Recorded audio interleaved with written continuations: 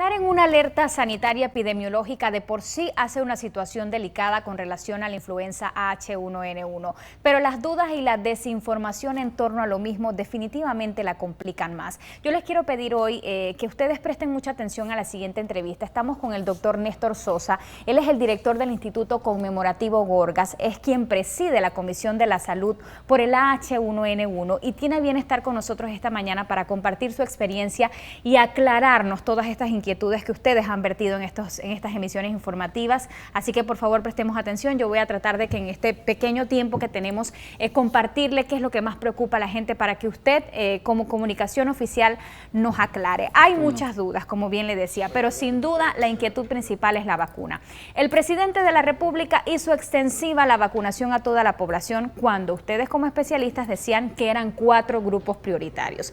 Esa comunicación en 2 vías ha formado evidentemente un caos, doctor. Hay filas, hay aglomeración de gente, hay gente molesta, hay gente que dice que ustedes están discriminando a los demás que no quieren vacunar. Por favor, aclaremos este punto. Sí, bueno, Panamá para todos los años compra un número de vacunas X. En este año se ordenaron cerca de 1 millón de vacunas, que representa más o menos 1/4 de la población. Nunca los panameños asisten a vacunarse en estas cantidades, exactamente. En esta situación donde han aumentado los casos severos de influenza, pues ha habido efectivamente el llamado a la vacunación y la verdad es que por un lado el público ha respondido muy bien. Se han vacunado en casi 7 semanas las 950.000 personas, ya queda muy poca vacuna porque la gente se ha ido a vacunar. La vacuna debe priorizarse y especialmente ahora que estamos esperando la nueva remesa en estos días. ¿Una remesa de cuánto? Sí, van a llegar específicamente el viernes a las 5 de la tarde, van a llegar 300.000 dosis y probablemente el lunes a mediodía van a llegar otras 685.000. O sea que vamos a tener 1 millón de nuevas dosis. Y eso evidentemente va a permitir agilizar nuevamente la vacunación y tratar de solucionar el problema de las filas y la lentitud. No todos los centros de salud tienen vacuna en este momento porque se han ido agotando a medida que la gente ha ido a solicitar la vacuna. La existencia ha ido bajando, pero no hay que preocuparse porque en un par de días van a empezar a llegar la nueva remesa de vacuna y se va a agilizar. Recuerden que la vacuna, y esto es importante señalarlo, por un lado, la vacuna no actúa inmediatamente. O sea, si tú te vacunas hoy no tienes protección hasta dentro de 3 semanas que se desarrollan pues los anticuerpos. Entonces realmente este retraso de un par de días no tiene un significado, un impacto importante. Lo importante es que las personas, cuando lleguen las vacunas, vayan a vacunarse, especialmente las personas más vulnerables, las personas que tienen edad avanzada, enfermedades crónicas o las personas que tienen niños pequeños, menos de 5 años, para que le pongan la vacuna a estos niños pequeños. Sin embargo, es evidente, como dice el siglo, que hoy se les acaban las vacunas, por lo menos la remesa que hasta el momento queda. Sí, o sea, depende de la afluencia de pacientes. En muchos lugares sí se va a agotar. Hay otros lugares donde la gente no va, en lugares en el interior y otros lugares más distantes no hay esa misma respuesta, pero en lo que es Ciudad Capital sí, la afluencia de personas va y probablemente en algunos centros o en varios centros se va a agotar la vacuna y se reiniciará la vacunación apenas llegue, probablemente sábado, porque llegan el viernes en la noche, probablemente sábado y domingo se empezará nuevamente la vacunación masiva, o sea, para toda la población, obviamente siempre dándole prioridad a las personas de más riesgo, porque esos son los que realmente tienen más complicaciones. Fíjese que de los casos que tenemos de complicaciones y de defunciones, más del 80% están en los grupos de riesgo, es decir, la gran mayoría de las personas afectadas son personas adultas, adultos mayores o personas con enfermedades. En este caso del brote, los niños no están afectados en un porcentaje alto. Este es un brote que realmente, o un conglomerado de casos que ha afectado realmente a las personas de mayor edad y las personas con enfermedades crónicas en su mayoría. Ahora, pero para tranquilidad de la población, no pasa nada si usted, que goza de una salud bastante regular, no se vacuna esta vez contra la influenza y de hecho evita ir a estos lugares en donde se está aglomerando la gente que pueden ser un foco de contagio, para que nos aclare esto. Sí, correcto.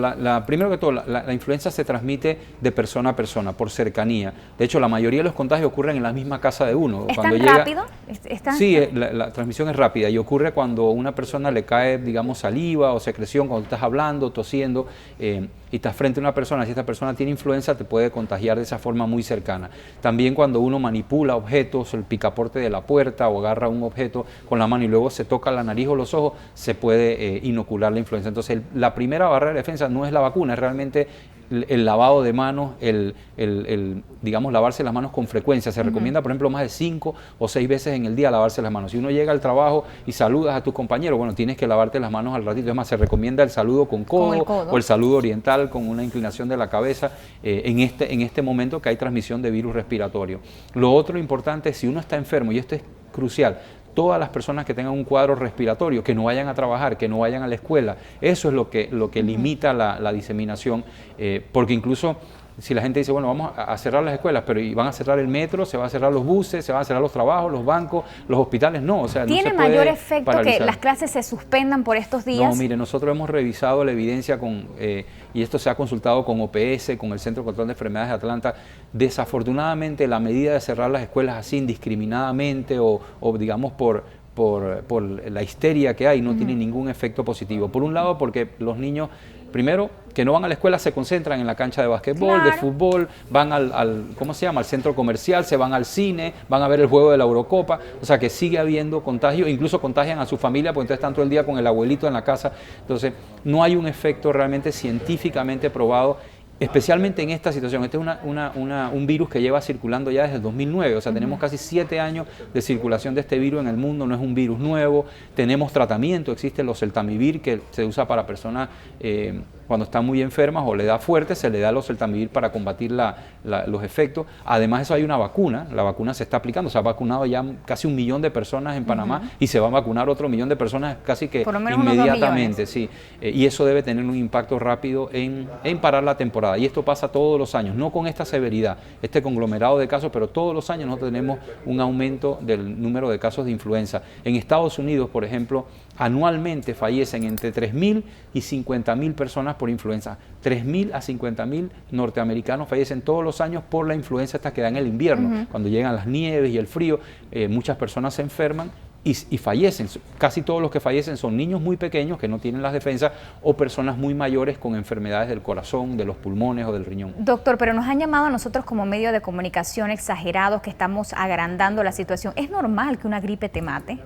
Bueno, digamos que no es que sea normal, o sea, la influenza causa mortalidad. Si tú ves, por ejemplo, la mortalidad de la influenza H1N1 es como 1 en 10.000. O sea, de 10.000 personas que le dan, no, de 10.000 personas fallece una, y casi el 80 o 90% de las personas que fallecen tienen algún factor de riesgo cuando mueren de influenza estacional. Pero no es una cosa tan alta, claro, cuando uno en un país pequeño ve que hay 18, 19 fallecidos, pues obviamente eso causa una preocupación. Es más, un fallecido es una preocupación, una catástrofe para la familia, pero lo importante es tratar de mantener la calma, acordarse lo que hay que hacer. O sea, el estar con la histeria no es lo importante. Lo primero son las medidas de prevención. Cuando llegue la remesa de vacuna, el que quiera ir a vacunarse, porque se va a abrir la vacunación nuevamente a manera amplia, se pueden vacunar. Si uno tiene que priorizar... Pero no pasa nada si no me vacuno. No pasa nada, porque igual ya le digo, si en estos días no se vacunan, tienes que protegerte igual, lavando de manos, distanciamiento social, porque la vacuna no es inmediata. Esa es una cosa que demora 2 y 3 semanas. La vacuna tampoco es 100%, la eficacia de la vacuna es 60, 65%, o sea que tampoco aunque me vacune me puede dar influenza. Por supuesto, entiendo la vacuna que lo que ha demostrado a nivel poblacional es que disminuye la severidad, disminuye la mortalidad global, pero sí te puede dar inclusive igual en las primeras 3 semanas, porque no ha hecho efecto la inyección en tu sistema inmunológico, ¿no? Doctor, hay un audio de una enfermera circulando que nos tiene nerviosos a todos. Ustedes están esperando que pase la inauguración del canal ampliado para decretar una epidemia en Panamá. ¿Es esto cierto? No, realmente no tiene nada que ver. Aquí la declaración de epidemia es una cosa que incluso viene dictada por la Organización Mundial de la Salud y por el Reglamento Sanitario Internacional. Nosotros tenemos un registro semanal de los casos de neumonía, de bronconeumonía y de infección respiratoria aguda severa. Eso se grafica, se hace una gráfica. Esa gráfica tiene un nivel, que es el nivel de tranquilidad, donde no hay brote, no hay nada, un nivel de alerta y un nivel de epidemia. ¿En qué momento estamos ahorita? Nosotros estamos ya por encima del nivel de alerta, pero no hemos llegado al nivel de epidemia. Tan pronto la suma de casos llegue a eso, si es que se llega, se declara la epidemia. Eso es algo que nosotros no podemos evitar o predecir.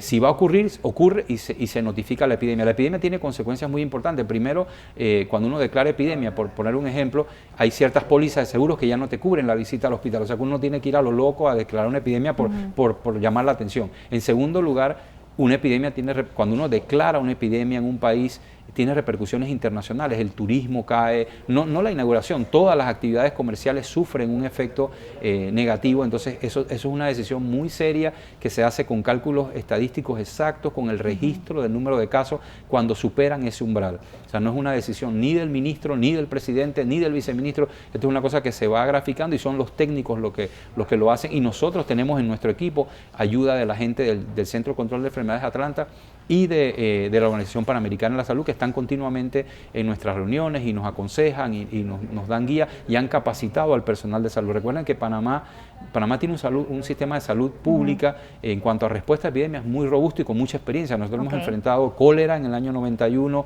enfrentamos la KPC, malaria, enfrentamos el antivirus, enfrentamos el H1N1 en el 2009, este mismo virus ya lo enfrentamos y se controló en el 2009. Cuando se declaró una pandemia. Exacto, entonces hay una serie de personas técnicas que son expertas, tenemos un plan de preparación de pandemia, o sea, esto no es una cosa improvisada, eso está ya programado, cada sistema sabe lo que hacer, cómo registrar los casos, cómo analizarlo, cada centro de salud tiene un epidemiólogo que reporta a nivel central y eso se tabula y se analiza, o sea, esto no es una cosa realmente improvisada, es más, se sigue el plan de respuesta a brotes o a pandemias o epidemias o conglomerado de casos de influenza. Para hacerlo traducible a la población, con respecto a la cantidad de habitantes que tiene Panamá, más o menos cuántos casos tendrían que haber para que se declarase entonces una epidemia. Eso depende del momento, porque esta curva no es una línea horizontal, la curva nosotros sabemos que va a subir y luego baja, más o menos esa curva demora 12 semanas. Si por ejemplo en una semana específica se supera, voy a usar un ejemplo de 6.000 casos por 100.000 habitantes,